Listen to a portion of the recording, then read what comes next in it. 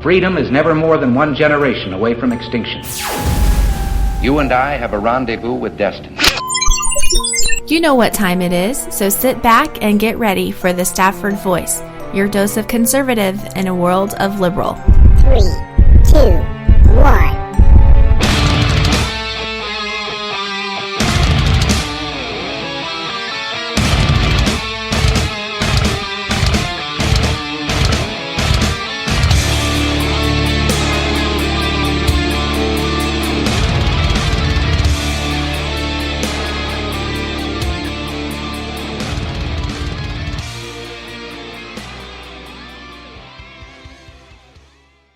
We go. Wow. Hopefully you can hear me now. Hello. If you can hear me, please jump into the chat room and say hey or something, because I think I pulled a Hillary Clinton there about what she did at the debate. Kind of showed up a little late. Okay, you can hear me now. Awesome. Let's start that all over again. Hey, ho, ho, ho. Hey, how you doing? Holy crap. I'm your host, Daniel Stafford, and yes, you are listening to the Stafford Voice. We are conservative in a world of liberal, and if I can make it through tonight without putting a hammer or a bullet through my computer, because apparently over the weekend it wanted to do some ridiculously stupid updates, and it screwed up a bunch of stuff, yeah, so hopefully we've got that figured out. Boy, you gotta love live radio. Anyway, tonight we've got a lot of stuff to talk about. We're going to talk a little bit about the Democrat debate. Yes, we've got Obama's disconnect. If we can squeeze it in, we've got Miss Universe, and obviously on this day in history, and yes, a little bit of Who Said That. So, as we get started, I want to remind you that yes, there are a handful of ways to listen. So wherever you're at, just set the channel as a favorite, because you don't want to, you don't want to get left behind. Let's just put it that way. Wherever you're at, you want to be able to hear the show.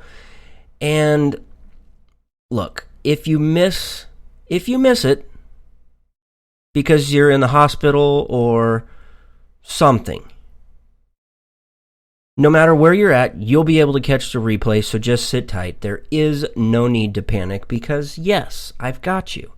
And in the case you aren't already following on social media, do me a favor. Jump over to the Twitters, follow me at Stafford Voice, or look me up on the Facebooks. All you got to do, just search for the Stafford Voice. Also, if you've got any questions, comments of concern, or you've got a story or something that you saw that you'd like to alert our attention to, feel free to do so. You can email me if you want to stay a little more anonymous. You can email me at thestaffordvoice@gmail.com. Also, while you're out on social media, be sure to give some love to the station and all of our affiliates. And while you're out there in the interwebs of the universe, you can stay up to date with things at thestaffordvoice.com. And speaking of staying up to date, I'm just going to throw this out there. I kind of teased it over the weekend, but I've got something I want to tell you guys. And this is really exciting. As you know, I've kind of tested the waters on Thursday nights. Same time slot. We've got the 9 p.m. Central, 10 p.m. Eastern slot. And I really enjoy it. I like it. It does kind of put me up a little late at night, past my bedtime, but that's okay. But I've tested the waters recently, and I'm really enjoying the Thursday slot. Some of the feedback that I've gotten tells me go to Thursdays. Well, but everything that I heard and saw and felt said don't give up on Mondays. So here's what I'm saying. We're doubling the show. We're starting at the start of 2016. Starting in 2016, we will be live on Mondays and Thursdays, 9 p.m. Central, 10 p.m. Eastern. I'm super excited. Yeah, I know it's going to be a lot more work, but there's so much going on out in the world, and, I actually had to condense some things to try and fit it into the hour that we've got. There's just so much going on. So let's just go ahead and get that out there. Also, before I forget, I know later on this week that it's Christmas. My newsletter comes out tomorrow, and it kind of gives you the Christmas story and the whole idea of what Christmas is. It's not about going out and putting up a tree or hanging lights all over your house. It's about giving. It's this time of the year that we remember one of the greatest gifts that we were ever given. If you haven't signed up for my newsletter, I would invite you to do so. It's free. It is out there. If you're not already signed up, you can pay attention to the interwebs tomorrow. After it gets sent out to email subscribers, it will hit social media, so you'll be able to catch it there anyway. So that's okay. So I just wanted to say those two things. We're growing the show, and going into 2016 is going to be awesome. I'm so looking forward to it, and it's because of each one of you guys out there. Also, from our family to yours, I really want to wish you a very, very Merry Christmas. So let's jump into this. I found this really interesting quote. I apologize if I seem like I'm bouncing all over the place. I've got so much going through my mind right now. I can't even keep up with myself. It's almost comical. But this hit me yesterday. This quote from General Stormin Norman Schwarzkopf. This goes into something about what we'll talk about a little later about Obama's disconnect. But it really fits this whole Star Wars and the Democrat Party type feel. And he said, quote, "Out there among you are the cynics, the people who scoff at you at what you're learning here, the people who scoff at character, the people that scoff at hard work. But they don't know what they're talking about. Let me tell you. I can assure you that when the going gets tough and their country needs them, they're not going to be there. They will not be there, but you will." That's extremely powerful. And I like Schwarzkopf a lot. I mean, he was a powerhouse, incredible 4-star general, knew how to have a commanding presence, knew how to lead people, unlike our Democrat Party. And I'm not calling it my Democrat Party, but it's an unfortunate event that kind of some of the things happen the way they do. So the Democrat debate Saturday night, I don't know, was it like midnight, or was it 8 o'clock, or was it 11 o'clock, or was it 9 o'clock? I don't know. It seemed like the time was bouncing all over the place, and I don't know, maybe Hillary Clinton's stomach was bothering her that night, because it got off to a late start, later than what was advertised, which is okay. I realize that obviously production stuff happens. Production happens. That was evident earlier tonight. Anyway, but later on in the evening, apparently her Depends couldn't hold anymore or something, because they had to go to a debate. Or they had to go to a break. Sorry, I'm telling you, my mind is all over the place tonight, guys. I'm sorry. But Hillary Clinton needed to take a break, change her Depends, and apparently somebody else was using the bathroom, and she can't use the same bathroom as somebody else. Oh, heck no. I mean, she's Hillary Clinton, for crying out loud. But, so she comes out back onto the stage they started without her. She comes back out on stage, and she just kind of nonchalantly bounces out there wearing her burlap sack. That's a whole different story. I mean, I don't know what that was. Clearly, whoever was in charge of her wardrobe for the night was one of two things happened with that. One, they were trying to give the illusion that she's poor and she understands where people are coming from. Or two, they have a sense of humor and wanted people to talk about her and make her look like she was wearing a burlap sack, like she got tripped up in the middle of a potato sack race.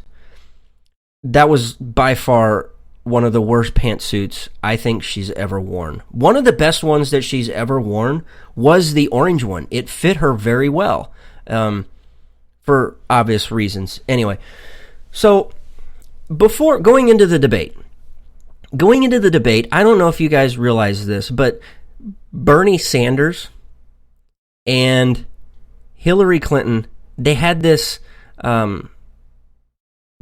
little spat almost, where Bernie Sanders was accused of, where some of the Bernie Sanders staffers were being accused of going in and accessing some of Hillary Clinton's voter information in the Democrat National Committee's database. Well, on Friday, the DNC, I think it was the DNC, blocked Bernie Sanders' campaign's access to their database. And so this kicked off a little thing back and forth between Clinton and Sanders at the start of the debate, and Dingbat got out there and apologized for what happened. Clearly, I personally don't think he should have apologized. If I was Bernie Sanders, what I would have said would be something along the lines of, "Oh yeah, how does it feel?" Or something along the line. I would have jabbed back at her about the whole email thing or the private server thing, whatever. But so the reaction from the Sanders campaign was this, where the campaign manager, his campaign manager's name's Jeff Weaver. He said, clearly in this case, they are trying to help the Clinton campaign. We have invested enormous campaign resources in acquiring the rights to use this proprietary information, but the DNC, in an inappropriate overreaction, has denied us access to our own data.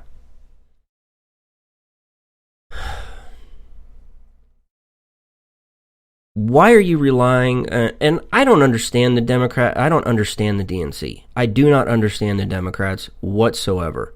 Maybe this is one of their stupid rules where the DNC has to be in control of all the data that gets mined, and that the campaigns can't hold on to their own data and they have to share it or something. But Hillary Clinton, I saw an article today where Hillary Clinton was out there buying information from quote-unquote super PACs where they were selling their data. And she was basically buying it up so they knew how to attack and put out an even better message than what they're already putting out. I don't know if you want to call it better or whatever. Better, I guess, in relation to whatever they're spitting out. So, look, this whole thing, and this is really throwing it back in Hillary Clinton's face over what she's done. And so listen, check this out, because even that weirdo, what's her first, Marsha, or I think her last name, I can't even hardly pronounce it, Brzezinski. She hit it perfect. She hit it perfect. Check this out. I get a dissent here. I agree with you what you're saying about the DNC, but what the Sanders campaign did was completely inappropriate. And if Hillary Clinton's campaign, I hate that word. No, it is though. If Hillary Clinton's campaign was caught, they went in and they tried to look at and think about taking data, and there's still unanswered questions. May I ask you something, Mark? Is it inappropriate to get your own server in your own home and use your I'm just wondering, was that inappropriate? Yes or no? It was, of course. Totally inappropriate. It was, but beyond inappropriate. But it's unconnected to this. I feel like people like you sometimes have like some sort of weird fear of saying that Hillary Clinton has done something completely inappropriate, perhaps against policy, and perhaps for. No, I'm serious. Everyone just shuts down. Look at this. But then Bernie Sanders has some rogue person in his campaign. Let Mark answer. Okay, so clearly Brzezinski gets it. She totally understands this, and nobody else, neither Clinton's obviously understood it, because they basically strong-armed Grandpa Sanders into admitting an apology. Completely unreal. What else is unreal is how these Democrats, it doesn't matter how bad or horrific the policies that they push, it doesn't matter to them how bad they are. They will spin it and make it come across as though it's something good. This was Hillary Clinton talking about Obamacare. And I don't know how you can embrace the stupidity with this, but only Hillary Clinton can pull it off. Hear it. I would certainly build on the successes of the Affordable Care Act and work to fix some of the glitches that you just referenced. Number one, we do have more people who have access to health care. We have ended the terrible situation that people with pre-existing conditions were faced with, where they couldn't find at any affordable price health care. Women are not charged more than men any longer for our health insurance. And we keep young people on our policies until they turn 26. Those are all really positive developments. But out-of-pocket costs have gone up too much, and prescription drug costs have gone through the roof. And so what I have proposed, number one, is a $5,000 tax credit to help people who have very large out-of-pocket costs be able to afford those. Number two, I want Medicare to be able to negotiate for lower drug prices, just like they negotiate with other countries' health systems. We end up paying the highest prices in the world. And I want us to be absolutely clear about making sure the insurance companies in the private employer policy arena, as well as in the Affordable Care exchanges, are properly regulated so that we are not being gamed. And I think that's an important point to make, because I'm going through and analyzing the points you were making, Martha. We don't have enough competition, and we don't have enough oversight of what the insurance companies are charging everybody right now. But you did say those were glitches. Yes. Just glitches? Well, they're glitches because 27% in the last 5 years, deductibles up 67%. It is, because part of this is the startup challenges. Okay. Hillary Clinton, no matter what, still tries to embrace how bad Obamacare is. Everybody out there clearly knows and understands that costs have gone up with Obamacare. And they call it a glitch. Clearly, the only glitch that's out there is the one that connects one side of their brain to the other. And, oh my gosh. And yes, in the chat room, Charlie, yes, her voice makes me want to vomit too. Serious. I don't know how people can actually embrace Hillary Clinton when she gets out there and just in that one soundbite, in a minute and a half, she says that there are glitches, that Obamacare is good. There's problems with it, but we need to look at the positives. And while there's positives, there's still problems. Yeah, and we need to work on the rise of prescription drugs. We need to talk about the rise of costs of going to emergency care and stuff like that. These are the things that Obamacare was supposed to fix. Hello, McFly. Nobody's home with that gal. Nobody's home.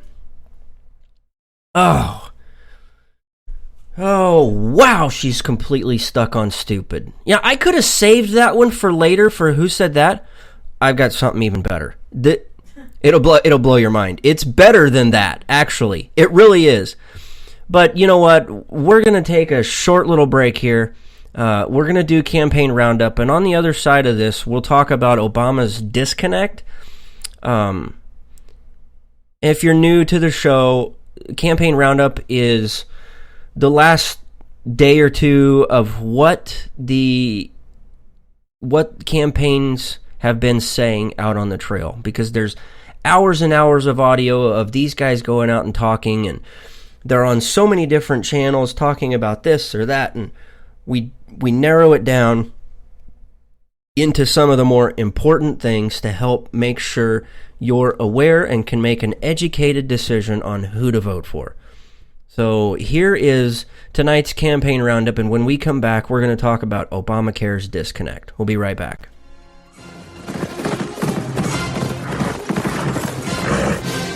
Well, Donald Trump is a big Christmas gift wrapped up under the tree for Hillary Clinton. You know the art of the deal. When you want something, you say the opposite to the reporters. They're like little babies. Another thing, I got to get this off my chest. Donald Trump is a jerk. My rallies are much bigger than his by a factor of many times, because I'm bringing jobs back, but I'm bringing jobs back. The only person running that's likes politics so much, he's running for 2 offices at the same time. I mean, he wants to be a senator and president. Well, you know, the difference between Marco Rubio and I is I show up for work. He's missed about a third to a half of his votes this year, and we had the biggest vote of the whole year, voting on $1 trillion worth of spending, and he didn't show up. There are about 90,000 employees at the IRS. We need to padlock that building.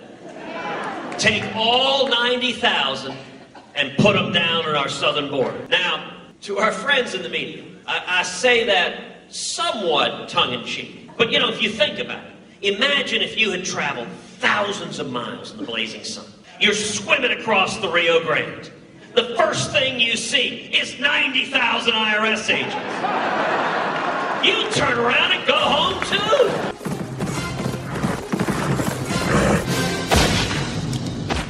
Okay, all right, we're back. That was a couple of good sound bites. So, wow. That last one actually made me chuckle, from Ted Cruz talking about taking 90,000 IRS agents and putting them on our southern border. I tell you what, I wouldn't want to even look at that. It would make me turn around and run the other way. Okay, so Obama's disconnect. Look, we've known for how long that he doesn't understand Americans. He doesn't understand anything that's going on. He's completely disconnected from everything that's going on out there. And it's unreal. Get this. It's that time of the year that the Obamas go on vacation.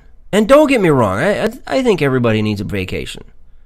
If you genuinely deserve one, and there are so many people out there that never get to take a vacation but truly deserve one.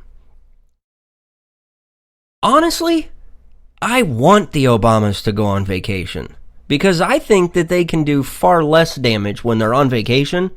Yeah, I mean, they've spent, $70 or more million of U.S. tax money to fly all this stuff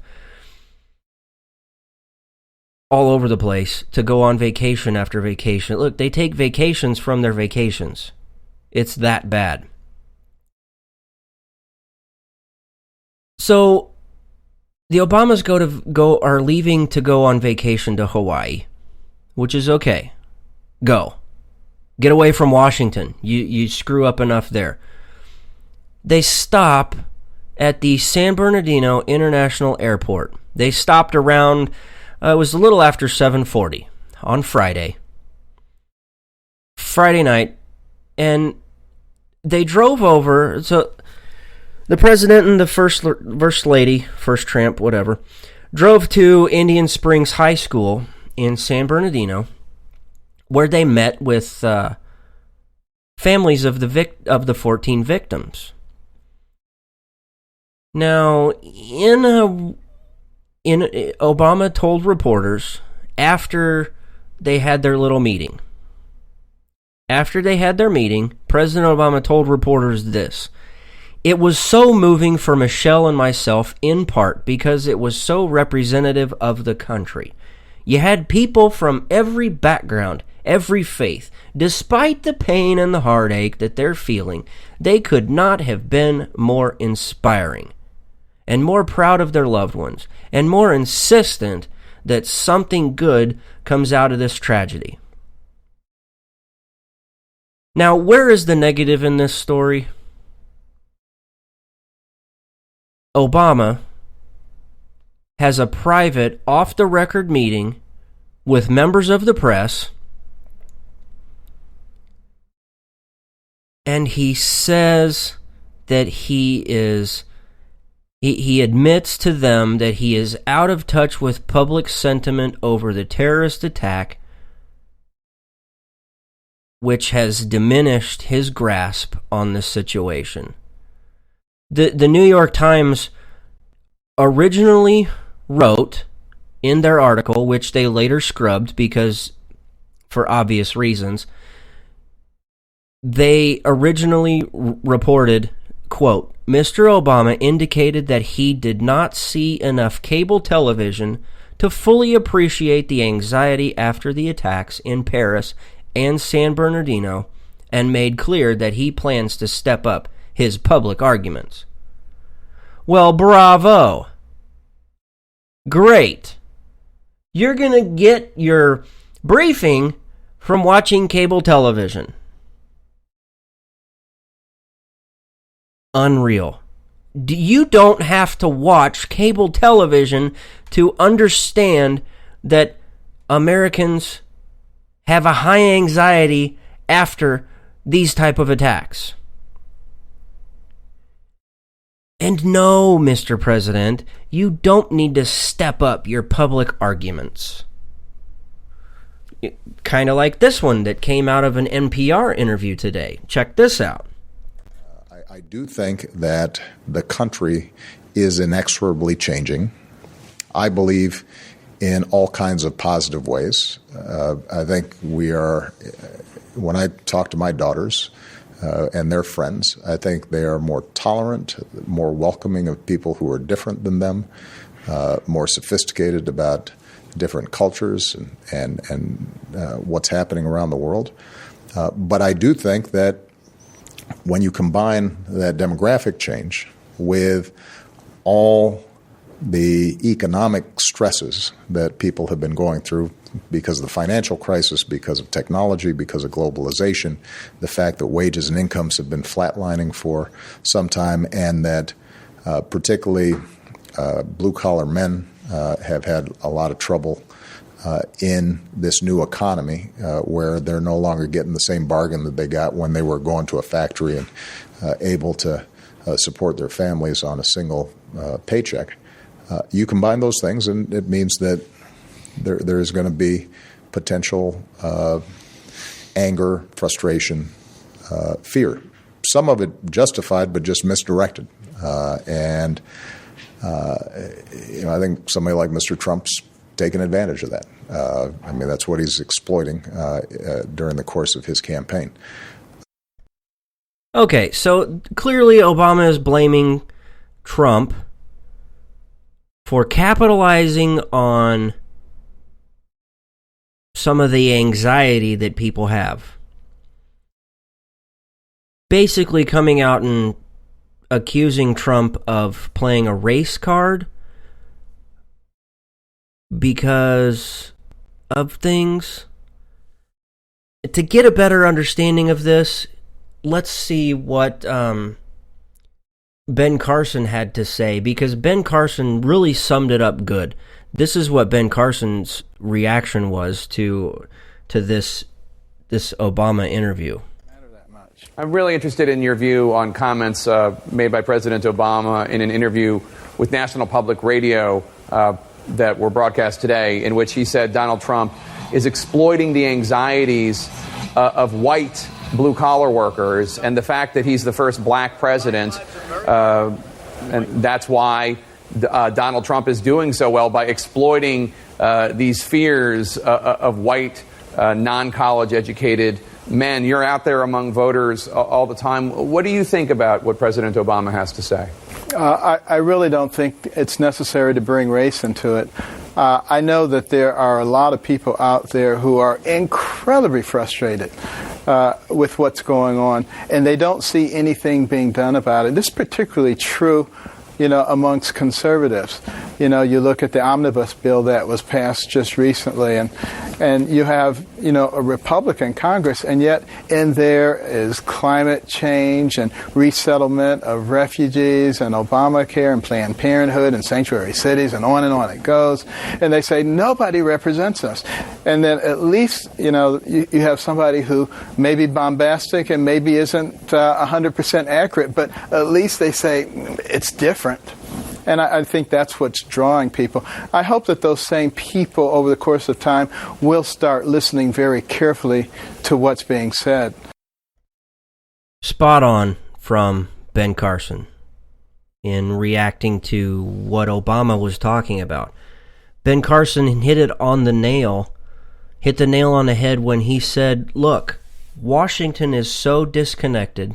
And a lot of it points back to Obama when they continue to push things like bringing in Syrian refugees when we know they can't vet them properly, when we are pushed down the road of climate change, when we know science has proved we really can't do much about it. The earth goes through these cycles. They don't get it. Obama does not get it. He's so disconnected. Just like Hillary Clinton is disconnected. But, you know what? Enough about all of that junk. Enough about all of that. You know what? Here's a good idea. Let's take a quick break. And when we come back, we're going to talk about a little slip-up that happened over the weekend. You're listening to The Stafford Voice. I'm your host, Daniel Stafford, and we'll be right back.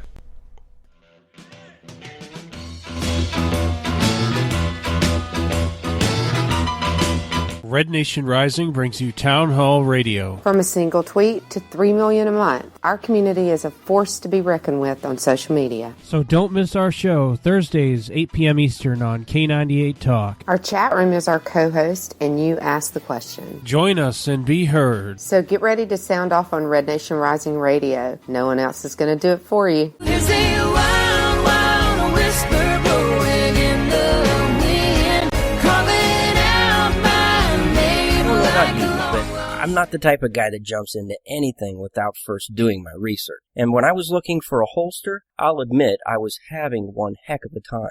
You know what I'm talking about here. You find one you like, you try it on, it would be clunky. Another one fits good, but costs way too much. So you try on one last holster, it was slim, lightweight, priced right, but lo and behold, you slide your pistol in, and it falls right out. So what do? You've tried all these mass market holsters. Well, go custom. I know what you're thinking. I thought it too. Too pricey. Wrong. My guy over at Rebel Road Tactical will not only put together the perfect fitting, hand-molded, hand-assembled, custom Kydex holster, but you'll get it at an affordable price. Don't wait. Contact Rebel Road Tactical today at 682-217-4579. Again, that's 682-217-4579. Place your order. It's the dramatic reinvention of Talk Radio. Here come the Spy Dolphins. The only thing that can cure racism is Robert E. Lee's penis. Who named this cat Limberbutt McCubbin? a Trump-Biden debate. Plugs versus rugs. Real serious nonsense. The show's so bad, you'll laugh at us. The worst podcast. We obviously hold that title. Mondays, 9 p.m. Eastern on K98 Talk. Some crowdfunding sites are too liberal and keep more for themselves. Even worse, if they don't like you or someone gets offended, they'll cancel your campaign. But not at RWNJ Funding. They hold true to conservative and libertarian values. Plus, they won't cave to the PC crowd. More importantly, they believe in you. RWNJFunding.com. The right cause, the right values, done right. RWNJFunding.com. Terms and conditions apply. See website for details. Conservative in a world of liberal. The Stafford Voice. And we are back. Yes, this is the Stafford Voice. I am your host, Daniel Stafford.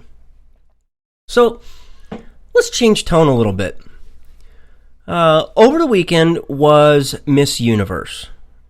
Now, that's great and all, but you would think so much hype that goes into something like that. All the production, all of the flair, everybody's worried about what dress they're going to wear, who's going to do their makeup, do you have your hair to the right, to the left, do you put it up in a bun, what swimsuit do you wear a one-piece, a two-piece, put all that aside. Nobody cares. It comes down to who wins. We've all made mistakes saying stuff. But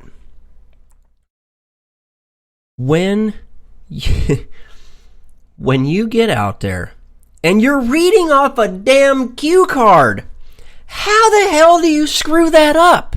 Seriously, how the hell did he screw that up? He's got a flippin' card that tells him exactly what to say. There's a teleprompter. Even somebody as dumb as Obama knows how to use a teleprompter. He knows how to read off of cue cards. I really question whether or not Steve Harvey, his mind was in the game. I think maybe he got a little wrapped up in what was happening, because when you completely screw up that big and you announce the wrong person to be winner, and then you have to come out and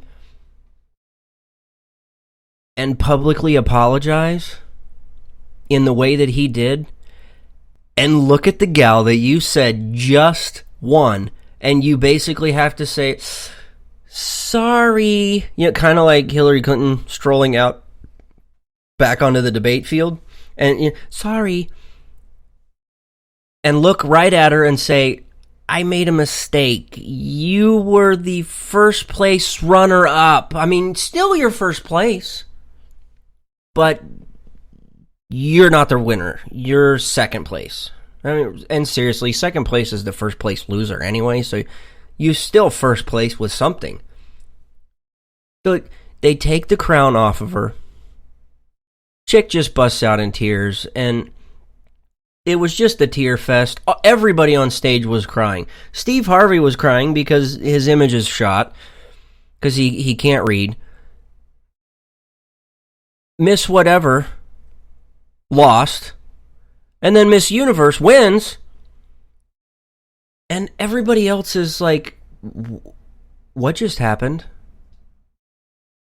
Clearly, it did not go as planned as Miss Taliban did. Because over the weekend, and I'm being slightly sarcastic, so bear with me. Miss Universe, and I don't understand the whole Miss Universe thing. I mean, was there a contestant from Mars? Was there a contestant from Uranus? Oh, wait, sorry. The guy that was reading the cue card was from Uranus.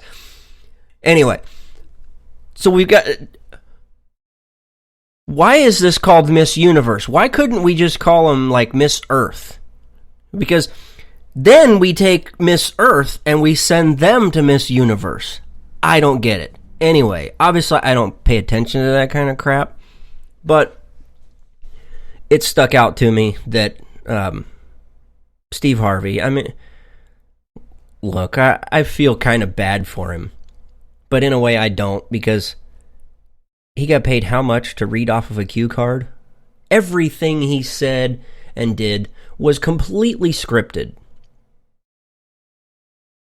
And he still screwed it up. But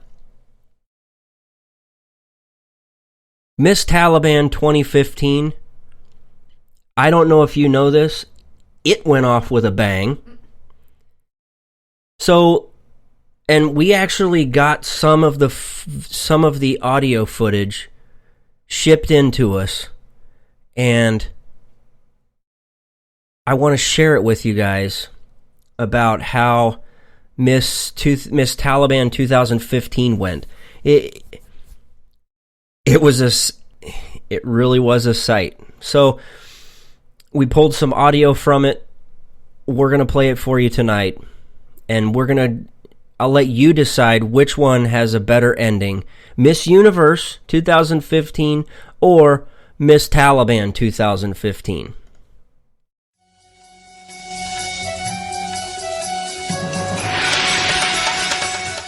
Welcome to Miss Taliban 2015. I'm John, and tonight I am joined with my co-host Steven. How are you? I'm good, John, and I'm super excited to host Miss Taliban 2015 with you. You know, Steven, I can't remember the last time I saw so many beautiful women. So true, and it looks like tonight's theme is black.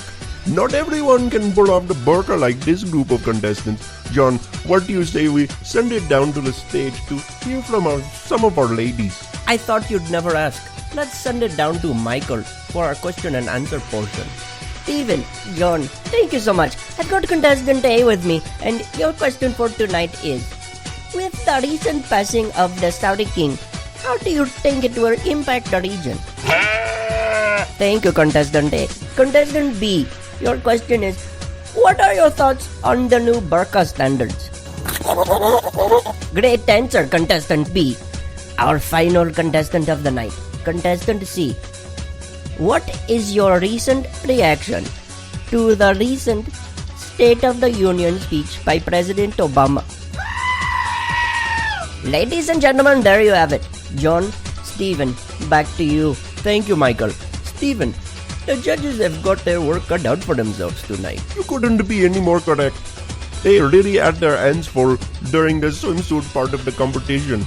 I don't know about you, but I know I've got my eyes on. Well, it looks like our judges have tallied up their scores, and we are just about ready to announce the winner of Miss Taliban 2015. You know, usually the previous winner will crown the next, but Miss Taliban 2014 was stoned to death for showing too much of her eyes. With that, let's find out who won, shall we? It is with our distinct honor that this year's Miss Taliban 2015 is contestant C. There you have it, ladies and gentlemen. Your Miss Taliban 2015.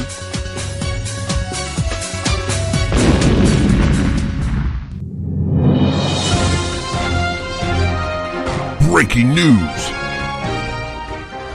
This just in, Miss Taliban 2015 has been announced. However, there was so much excitement that it set off her suicide vest. Alright, so compare Miss Taliban 2015 to Miss Universe 2015, an explosive ending that only could have ended the way it did. Wow. It was really a sight for sore eyes. But nonetheless, the show must go on. Oh, if only Steve Harvey understood that. I mean, and kudos to him because he really did keep his composure. I really do genuinely feel bad for him. I can't imagine being on that level of a stage and that many people tuning in and making a mistake like he did. I'm really genuinely I genuinely feel bad for him. I really do. And kudos for the way he handled himself. So let's continue, shall we? On this day in history. And you know, it wasn't that long ago that this actually happened. But there were 243 passengers and 16 crew members on board on a plane. And this was Pan Am Flight 103. Hidden inside an audio cassette player, there was an explosive device, and it detonated in the cargo area. The plane reached an altitude of about 31,000 feet, and of those on the plane was 189 Americans. I think you guys know what I'm talking about here. This was the Lockerbie bombing, as most people would call it. It happened on this day in history, December 21st, 1988, that Pan Am Flight 103 exploded over Lockerbie, Scotland. It didn't take until 2003 that Libya finally accepted responsibility for the bombing, and they agreed to pay each of the victims' families almost $8 million in restitution. And they said the deal was the price for peace, which pretty much implied that they only did it to have all of the sanctions lifted. It was just a sad, sad time in 1988. Which happened to be the Lockerbie bombing of Flight 103, Pan Am Flight 103. It's just sad that each generation really does kind of have to go through something like that.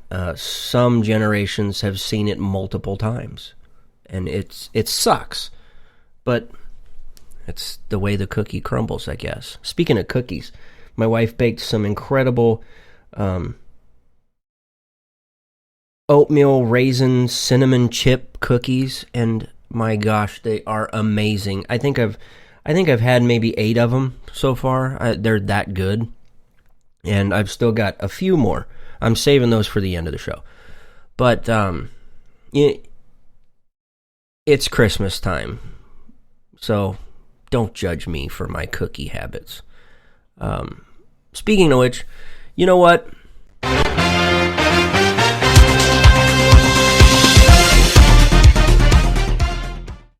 Yeah, that's right. It's time.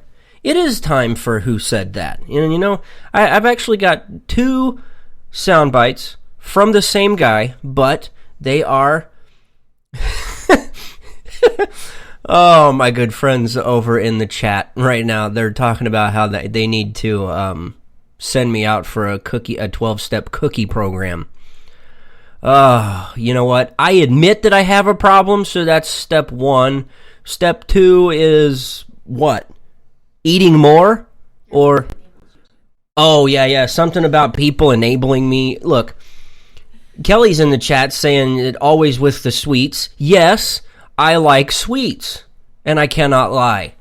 Okay? So, deal with it. I've got cookies, and I like them too.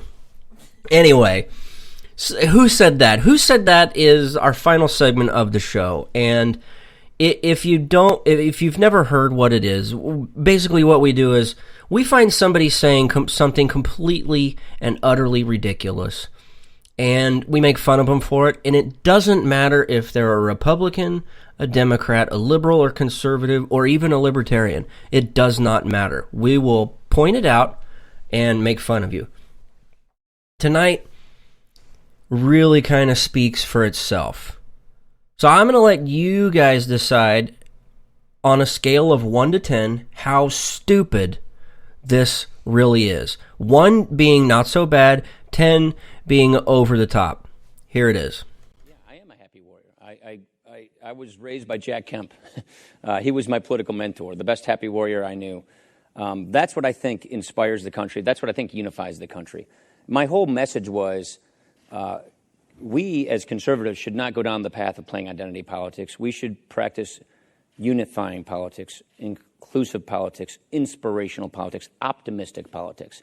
And that means an optimistic agenda. And that's what we believe in our ideas. We believe in our principles. These are the principles that founded the country, that make this country great.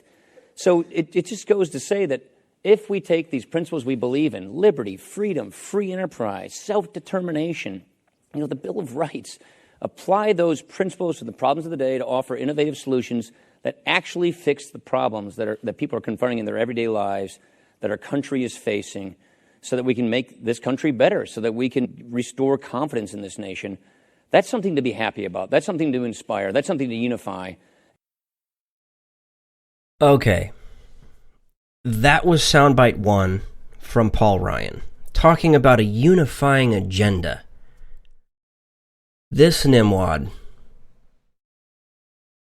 this ass clown is so dumb, I can't even come up with words to describe how stupid it was of him to get out there and say these things. Last week, he rammed down our throats and up our backsides a 2,000 plus page omnibus bill that cost us more than 1.1 or 1.2 trillion dollars. Not million with an M, not billion with a B, but trillion with a T. Okay?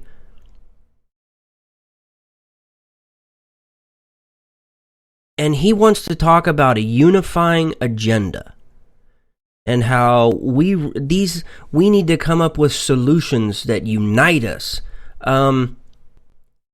You basically gave everything away. You're Nancy Pelosi with a set of balls. And I understand it's Christmas time, okay? I understand that every now and then you want to get your balls out and hang them up on a Christmas tree because that's really all they are. They're for decoration. But somebody needs to treat your balls, Mr. Ryan, like a speed bag and start knocking some sense into them. And maybe all that sense can be pushed back up to your brain because your unifying agenda did nothing but harm America by funding beyond measure of the stupidity with this one. Yoda wouldn't have anything to say. Yoda would just shake his head. Oh, this stupid this one is. Yes, he even continued. Believe it or not, he said even more. Let him speak for himself. Paul Ryan way, it shouldn't be the Paul Ryan way, it's the founder's way, which is let's get back to legislators legislating. Let's get back to actually, doing things methodically, deliberating. We call this regular order around here. I call it just democracy. And then let's end the cronyism. Let's get back to our principles. We believe in limited government, free enterprise, strong national defense, national security. We have 45 million people living in poverty, stuck in poverty. We need to do something about these things. And we believe that our principles are where we need to go to come up with solutions. So my way has always been oppose what you don't like, but then propose what you do like. We've been pretty good at the opposing part. We've got to get better at the proposing part. And so to me, it's that. Oh my God. I'm not even going to go there. I'm not going to do it. It's Christmas time, and I'm going to refrain from saying it. Oh. This was not the speaker we were looking for. Oh, God, how many times did we warn people that Paul Ryan was not the right guy for the job? His Liberty score, his conservative review score was an F on both accounts. That should have been enough to tell people, turn around and run. And really what Paul Ryan did was he took the money and ran. And, oh, God, I'm done with that guy. Oh, jeez. Anyway, you know what? Let's just go ahead and wrap that up for tonight. Let's just end on that note. Paul Ryan is literally too stupid to insult tonight. I don't have it in me. He is that crazy. He is completely stuck on stupid. But you know what? I want to end by saying a Merry Christmas to each and every one of you. All of my friends in the chat room. I see a handful of some really good, close friends that I sincerely pray for every day. I pray for you by name. I'm so grateful for each one of you. Merry Christmas from the bottom of my family's heart to yours.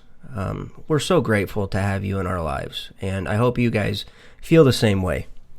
May the Lord bless you this time of season as He has blessed so many others. Yes, that is all the time we have for this week. We're going to take the rest of the week off. We'll pick back up on Monday. Something special in store for Monday, so stay attention. Oh, gosh. I'm so tongue-tied because I'm staring at these cookies. They're screaming at me. Anyway, stay tuned to social media because I will have some instructions about how next week's show is going to work. And God willing, we will be back on the air next week, Monday night, 9 p.m. Central, 10 p.m. Eastern. We'll be back. Follow me over on the Twitters at Stafford Voice. Look me up on Facebook by searching for the Stafford Voice. And if you do have any questions or comments, or you want to alert us to a story you'd like for us to take a look at and bring on air, by all means, email it to us. If you want us to keep it confidential, that's fine. Email them to thestaffordvoice@gmail.com. Again, that's thestaffordvoice@gmail.com. Thank you all so much for your time tonight. Merry Christmas, and until next week, thanks and God bless.